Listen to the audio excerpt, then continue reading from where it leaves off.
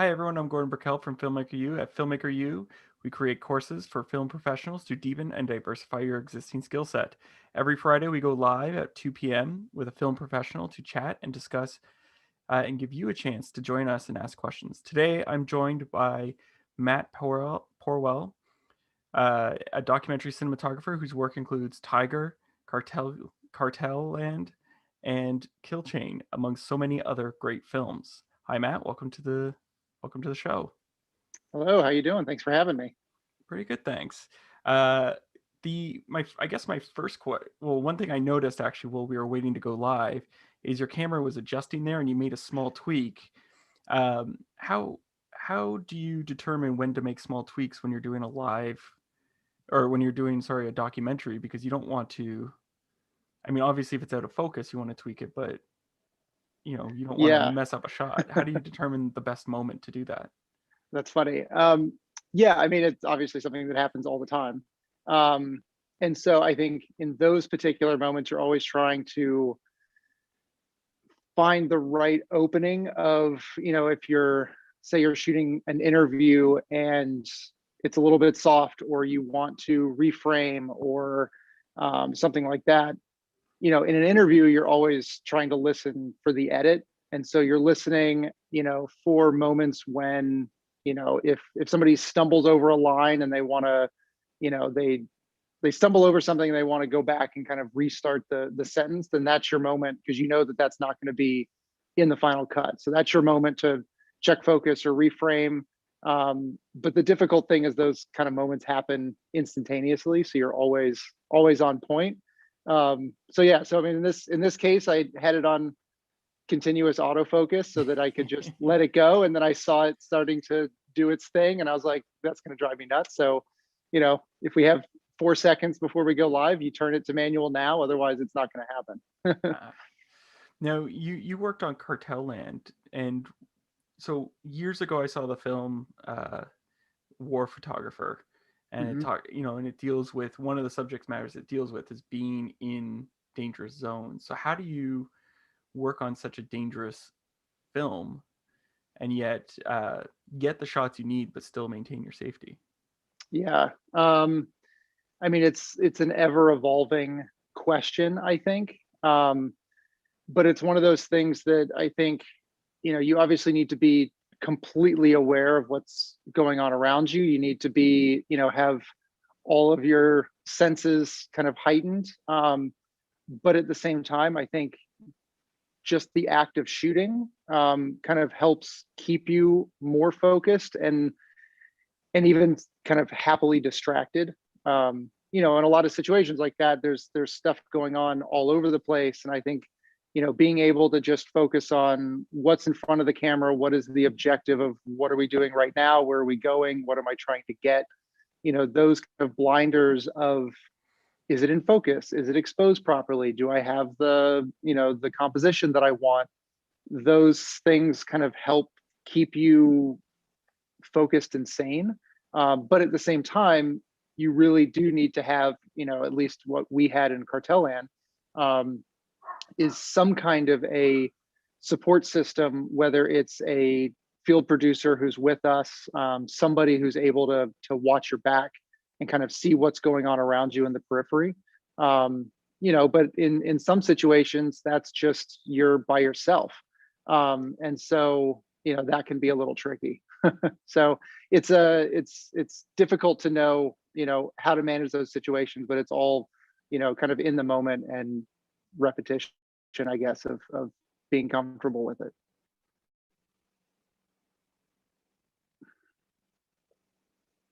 Oh, I think you're on mute. Sorry. Um, how do you judge when a moment is safe to start shooting? Because I think it was at Sight, Sound, and Story. I think you showed like a scene where some guns were going off and things were being shot. Um, you don't necessarily know when someone's gonna pull out a gun or start shooting or anything like that. Yeah, I mean, again, I think you just have to be, kind of aware of your surroundings and be prepared for whatever's going to come. But in some situations, that's, not to not that that's what we were after, but that's what the story was. And those moments you don't want to miss when things like that happen. So, I think the other thing that just applies to any either dangerous situation or just uncomfortable or challenging situation in documentaries, which is basically every film, is it really does just come down to trust and understanding with the subjects that you're with, and building that rapport so that whoever it is, you're in it together. And I think that's something that helped us tremendously on a film like Cartel Land, is we spent every waking moment with the people that we were filming with. And so we kind of became part of the environment and part of their team, that they would protect us when possible, and we were looking out for them. And so, you know, that's an important factor in documentaries, is just, taking the time to build that rapport with the people that you're filming with. And so if in that situation, it's really beneficial because you're, like you said, you're with them 24/7. But like, I think about Tiger, which you just shot some stuff uh, for HBO. I mean, how do you get, you know, someone you're just sort of sitting down with all of a sudden who's not going to let you live with Tiger Woods for a couple of weeks, to get to know your subject and get them comfortable? How do you approach something like that? Well, something like that, I think, that's kind of the extreme opposite Hmm. example of a film like Cartel Land, where on a film like that, it was a crew of 4 in the field, and so everybody's doing everything all the time. When it comes to a film like Tiger, that's a completely different ballgame, where we're shooting interviews in a studio. It's a big crew, and so in that respect, it's almost in the same way, I guess, that your job as a verite cinematographer is to kind of fade away, but with presence. When shooting an interview like that, it's basically just fade away.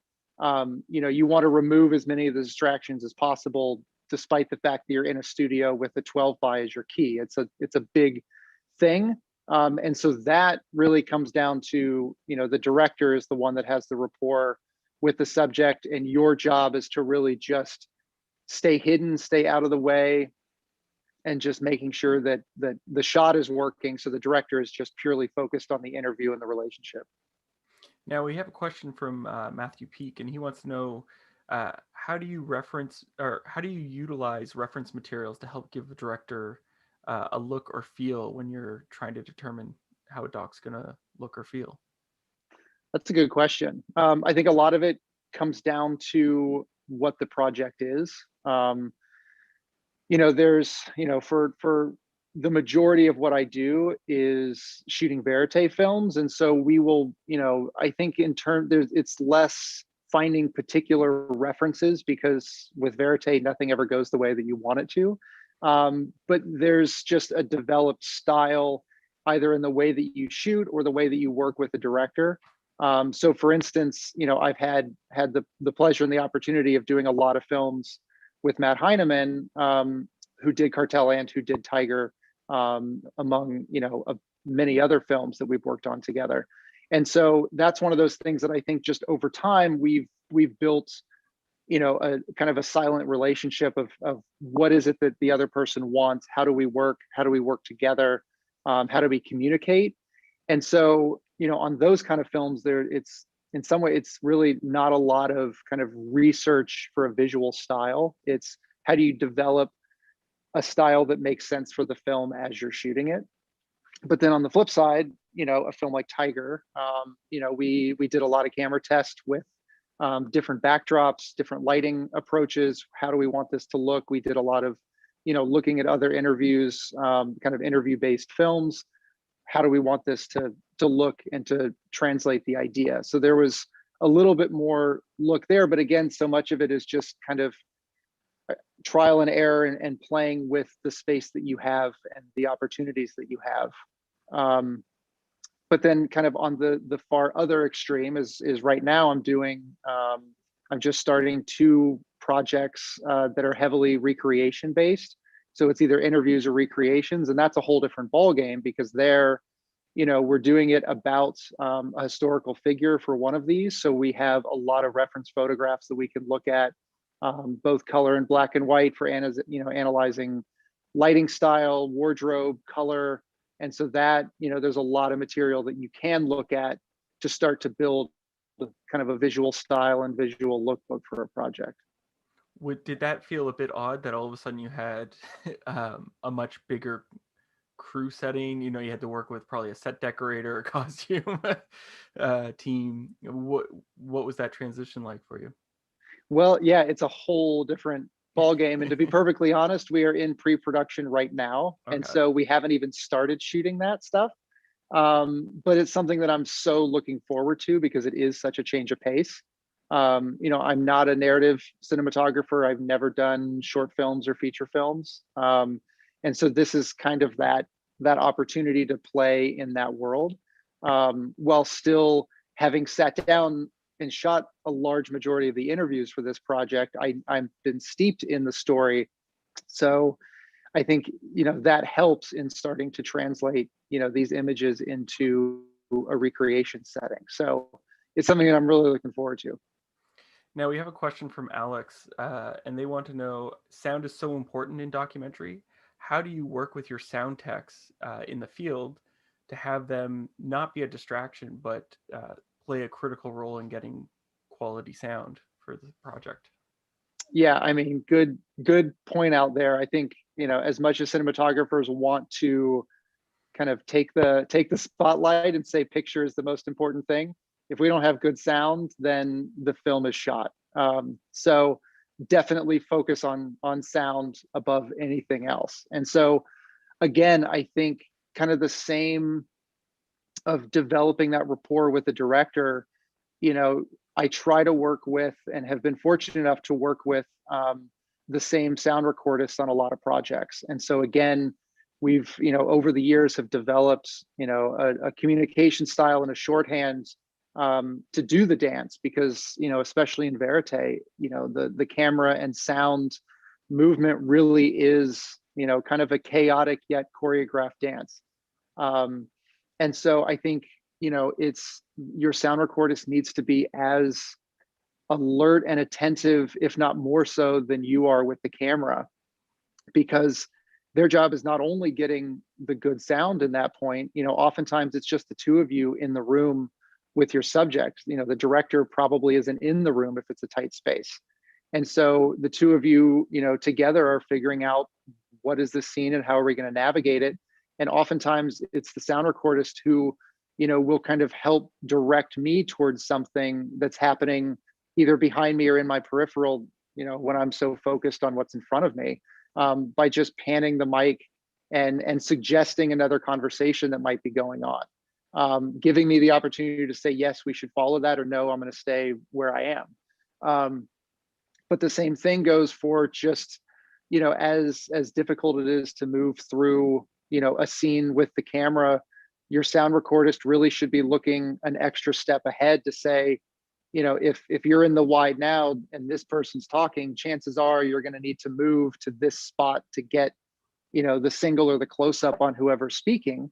And so I need to make sure that I'm not in the way for when that move happens. So they're oftentimes repositioning themselves early to give me the space to go. So it really is a difficult dance. And I think, the skill set of a verite documentary sound recordist is very different than doing something, outside of that world. So again, it's a lot of trust and a lot of practice. Now, earlier you mentioned working your relationship with Matthew Heineman, and I want to know, how did that relationship develop? Because obviously you guys have grown together as creators. So how did that first develop? I first started working with Matt on a film called Escape Fire: The Fight to Rescue American Healthcare. Um, and I was working on that as a camera assistant, and then started shooting second camera. And Wolfgang Held was the DP on that film. And so that was the first time that I had worked with Matt, and that was, I guess, Matt's second film. Um, and so that was kind of the beginning of working with him, knowing how he worked, And then when Cartel Land came along, he asked me if I wanted to work with him on shooting that film. And again, Cartel Land started as a project just about the groups in Arizona. Mexico was never even in the picture. And so the two of us would just go down to Arizona for a couple weeks at a time and follow those characters and those stories. And then it just kind of evolved from there. And so I think, that's how we got together. That's how we started working together. And I think we just, we clicked and it worked, and we just kept going from there. How do you because you've done you mentioned this first film about healthcare, you've done Cartel Land. A lot of this stuff can get really heavy. So how do you deal with what you're witnessing or documenting after the fact? Because there's not really I guess, a psychiatry team for documentary filmmakers. Yeah, no, that's a very, very good question. And I think it's a difficult one to answer because, it's this industry can be, it's so collaborative, but at the same time, you can find yourself in kind of moments of loneliness as well. Um, and so I think, you know, something at least for me that's always helped, is again, I've always had a good rapport with the people that I'm filming with. And so in some ways it makes you more invested. But in other ways, you're at least more connected to it, and you can, you feel and understand what's happening more in the story. But at the same time, I think you just need a separation from it as well, and kind of the time to step back and not be in that environment and not think about those kind of things, and just separate and recuperate before going back. Sometimes that's easier said than done, but oftentimes whenever there's a big heavier story that I'm working on, I will find myself, whether out of necessity or it just kind of happens that way, that I'll put some a good amount of time in between doing another project like that, just to take the opportunity to kind of recoup and rebuild. To follow up with that, Matthew wants to know, with so many docs being intense and most almost fairly sad or negative in content, how did things work differently on a film like The Antidote, which is so positive? Hmm. Yeah, that was a film I was very excited to say yes to. Coming out of the many projects that were just so heavy and in some ways so dark. It was really nice to do a film that focused on the positive. And as the directors and I would say the whole time, is this, we don't get to do this very often in this business. So it was really a wonderful experience. And I think it's also what audiences wanted too. And so it was just, as every film, it was a joy to step into those stories. But this one, you didn't have to deal with, the kind of questions that you were asking before of dealing and coping with the subject matter. It was just pure joy across the board. Why do you think there are so many sad and heavy docs? Yeah, I mean, it. I think there's, I don't know. There's a lot of answers to that question, but I think there's a lot of pain and difficult subject matter that's going on in the world that needs to be brought, have attention brought to it. But at the same time, like with The Antidote, I think that there is certainly a lack of positive and uplifting stories. Mhm. So that was the real purpose of doing that film, was to remind people that yes, there are a lot of terrible things going on that we need to shine light on, but there's also really great things happening, that need to be explored as well. Now, you mentioned you're currently working in pre-production on a project, but when COVID hit, what was work like for you as a documentary filmmaker? Because I feel like, in some sense, you could just go out and start documenting because this is a crazy event happening. But in the other sense, there might not be people documenting making documentary films at this point because of safety. Yeah, I mean, it was a real roller coaster, I think, when COVID hit. I was on a project. I was in Montana, shooting, and was flying back to New York on Friday the 13th, March 13th. when New York City shut down the next day. Um, and so, it was on that Friday and kind of the days leading up to it, it's just everything that I had lined up was just canceling down the board. Wow. And everybody's wondering, how this this might be a couple weeks, right? Like, how long is this going to last? And so, it was kind of that immediate shutdown of nothing happening. But then, to your point, documentarians do what documentarians do and get out there and start shooting. And so, Matt Heineman was doing a film about COVID in New York, and so I started working on that project. I guess maybe in April, and did that kind of through the summer.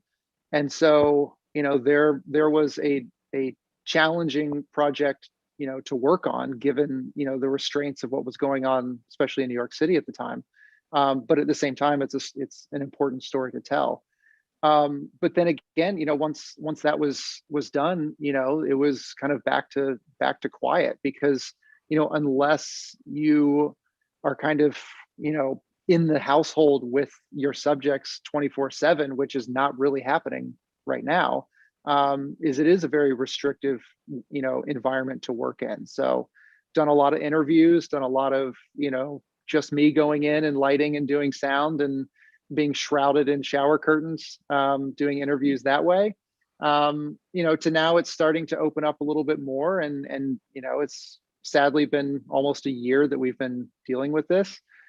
So production companies have figured out ways to get us back out, safely, but effectively, to tell those stories. So, there's an ebb and a flow to it. And in some ways, there's it's just a heightened version of the ebb and flow that we see in the industry every year. There's going to be up times and there's going to be down times. So, I'm just glad to see that things are starting to pick back up again. How do you, because one of the things I sort of noticed, particularly in post, was all of a sudden everything just stopped, like you said. But when it came back online for us in post, it was all online. And one of Hmm. the issues is part of your career is working to get your next job, and part of that is networking. And so all of a sudden, you've been removed from this Right. ability to do that. So how did you, like, what was there particular struggles or anything to get back, get that first gig after a while, or how did you tackle that? Yeah, no, absolutely. I mean, so much of our business is just word of mouth and being around people to say, oh, yeah, let's, now it's good seeing you. I'm glad that, kind of reminded me, let's work together. So it's definitely been a challenge because nobody's out interacting, doing anything together. Um, and so, yeah, it's been a challenge, kind of, trying to find, what that next project is. Thankfully, some of the projects that I'm on now were ones that we were supposed to start shooting last year. And, with everything shutting down, we weren't able to get the green light. And so now we're just starting to get that ball rolling in production. So some of these have just been on the back burner waiting to go. Other ones are just, you hope that the word of mouth engine still works, with recommendations. So it's a tricky thing for sure. But I think it's interesting, kind of to your point of, the different stages. There's certainly projects, like the ones that I'm on, with the recreations, that again we've been talking about going into production on these for so long, and so the projects themselves haven't died. They've just had to flip the order of, a lot of films are doing their archival research first, as opposed to later on once you've gotten some interviews. And so the post side and the research side has been busier than it would be in the beginning of a project. And so, it's an adaptable industry. So people are finding ways to still get things moving with, despite being able to actually be in the field and shooting the way that we were. Wow. Todd Leatherman wants to know, do you prefer to shoot verite scenes with the camera on your shoulder? And are there any specific handheld grips or handheld rigs that you like to use? Yes. When I'm shooting verite, the tripod always comes with me and never gets used. It's one of those things that, trying to use that in a scene, unless it's, you've really got the control, for me is not really possible. And I think also takes a lot of the fun and the energy out of the scene. And so, yeah, I'm either, you know, pretty much always on my shoulder with the camera, or I wear a waist belt, that if we've got a scene that people are sitting down, if if they're seated having a conversation, if it's a dinner scene, something like that, then I'll put the camera down on the waist belt and shoot from the hip. A cine saddle is another great thing to have, in that regard. Um, and then when it comes to handheld rigs, I like a bigger camera. I like the balance of, having a bigger battery off the back. Oftentimes if I'm running my own sound, then all of that stuff will be on the back as well. So I like having the surface area for mounting things. But I also don't want it to be complicated. So it's really just camera, lens, and battery. I rarely will have a matte box on. I do have just kind of a hand grip for my right hand, but then my left hand is always, touching the lens. I need that tactile feel for focusing and zoom, and iris to really be able to feel it as the scene's moving.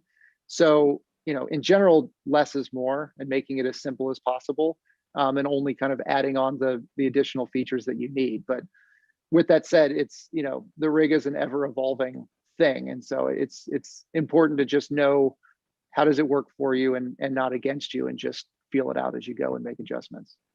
And to add to his, do you prefer shooting verite or do you prefer to shoot sit down interviews? Oh, verite for sure. Even well, maybe we'll ask you in another 30 years where you're like, you know what, let's just do another Yeah. sit down Well, I interview. mean, I will say I have, I outside of the first couple months of COVID, verite is not a thing that you can do right now. And so I've done a lot of sit down interviews. Um, and I do like it. I mean, it's nice to kind of be in a controlled space. It's nice to get to play with lighting. It's the only time in documentaries that I ever get to light anything. And so it's nice to work that side of the brain. But there's just nothing beats verite of working with the challenges, um, telling a story and watching a story unfold simultaneously, and figuring out how to make that work, for that moment, but also for the larger scale of what the film is about. So there's nothing better than verite. Where do you go for your inspiration then? Like, do you like to flip through photography books? Do you like to go to well, obviously the museum's closed right now, but what do you do for inspiration and to keep yourself, I guess, excited about that next shoot and look? Yeah, I mean, certainly photography is something that is, the most direct influence. And so, yeah, I mean, back when we could, going to, exhibits, but certainly, photography books and following photographers on Instagram is a great, easy way to do it.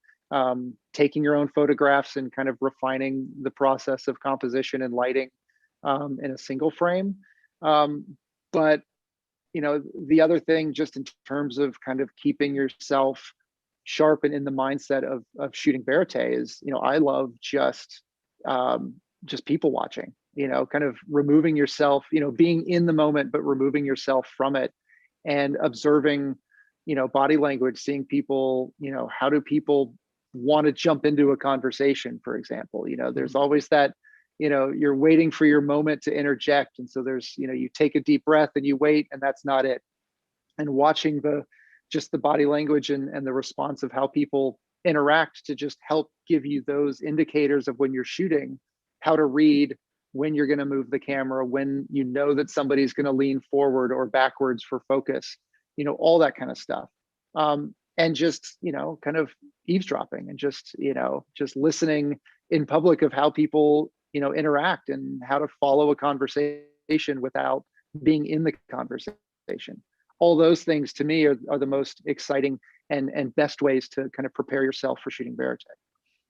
Now, I have one last question that I ask everyone I've interviewed during this sort of series that we're doing, and that is, we're in COVID. A lot of people are locked down, and so they've started turning to their streaming services. Is there a show or a movie that you've seen on your service during COVID that you think everyone should check out? Ooh, that's a good question. Um, Man, one thing that Documentary or fiction. documentary or fiction. Wow, that's tricky. It's also hard because I think we've all consumed so much media at this Yeah. point that trying to step back. Um, oh man, I mean, I think honestly, what I've ended up finding myself doing is revisiting a lot of older shows and Mhm. older movies that I haven't seen in a while, or just things that missed my radar. Um, and so, you know, what I'm looking forward to is that this is now the time for streaming that we're actually getting to see new, you know, new content that we thought was going to be in the theaters, or all of the films that are coming out of film festivals and Sundance. Um, Now we know that they're going to be going to streaming and not waiting Mhm. for another outlet. So personally, I'm actually looking forward to a lot of, you know, the documentary projects that have done the last bit of film festival circuits, to see those come out. Um, but yeah, I don't. It's a tricky question. Is I don't know there if is I there actually have a specific answer to that right is there a couple of docs coming that you're really excited about? now. Yeah, I mean, I'm trying to think about what the good answers would be, but I don't know. It's yeah, it's a busy time for everything right now. So I think there's going to be a lot of good stuff coming. Okay. Thank you so much for letting me interview, Absolutely. Thanks for having me. and have a good weekend. You too. Thanks. Bye. Bye.